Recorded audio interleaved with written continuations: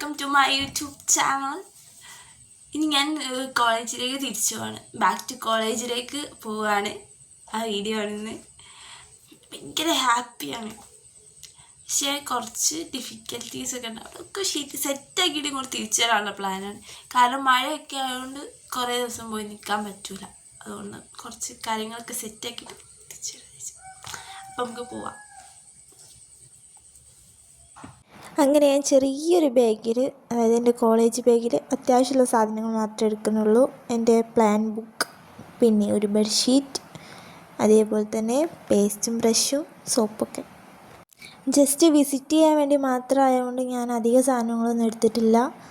അങ്ങനെ ഞാൻ എൻ്റെ വീടിനോടും ലില്ലിനോടൊക്കെ ടാറ്റ പറഞ്ഞ് പോവുകയാണ്. എൻ്റെ നാട് നമ്മുടെ സ്വന്തം കോഴിക്കോടാണ്. ഇവിടെ വിട്ടിട്ട് തൃശ്ശൂരേക്ക് പോകുമ്പോൾ ചെറിയൊരു സങ്കടമൊക്കെ വരും. ഇത് നമ്മളെ സ്വന്തം മാനാഞ്ചിറയിൽ പോകാത്ത ഒരു കോഴിക്കോടുകാരനുണ്ടാവില്ല. കോഴിക്കോട് വിസിറ്റ് ചെയ്യാനൊക്കെ വരുമ്പോഴുള്ള മെയിൻ സ്പോട്ടാണ് മാനാഞ്ചിറ സ്ക്വയർ. അങ്ങനെ അതൊക്കെ കണ്ട് നേരെ റെയിൽവേ സ്റ്റേഷനിലേക്ക് പോകുന്ന ടിക്കറ്റും എടുത്ത് ഇരിക്കുകയാണ്.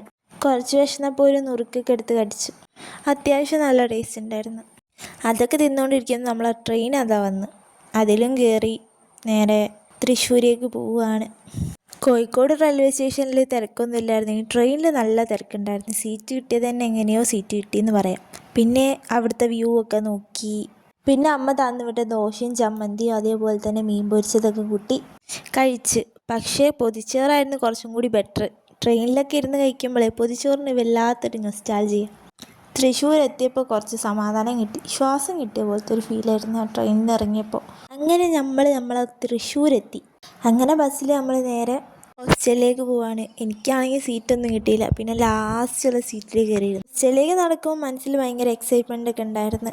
അതേപോലെ തന്നെ കുറേ നാൾക്ക് ശേഷം ഫ്രണ്ട്സിനെയൊക്കെ കാണാമല്ലോ. പിന്നെ ഹോസ്റ്റലും കാണാം, റൂമും കാണാം. ഇങ്ങനെ ഒരുപാട് ആഗ്രഹങ്ങളൊക്കെ ഉണ്ടായിരുന്നു. റൂം ഇതാണ്. ഞങ്ങൾക്ക് ഫസ്റ്റ് ഇയറിൽ കിട്ടിയ അതേ റൂം തന്നെ കിട്ടി. ഈ റൂമിൽ ഭയങ്കര മെമ്മറീസൊക്കെ ഉണ്ട്. ഞങ്ങൾ മൂന്നാളത് കണ്ട് കുറച്ച് വീഡിയോസൊക്കെ എടുത്ത്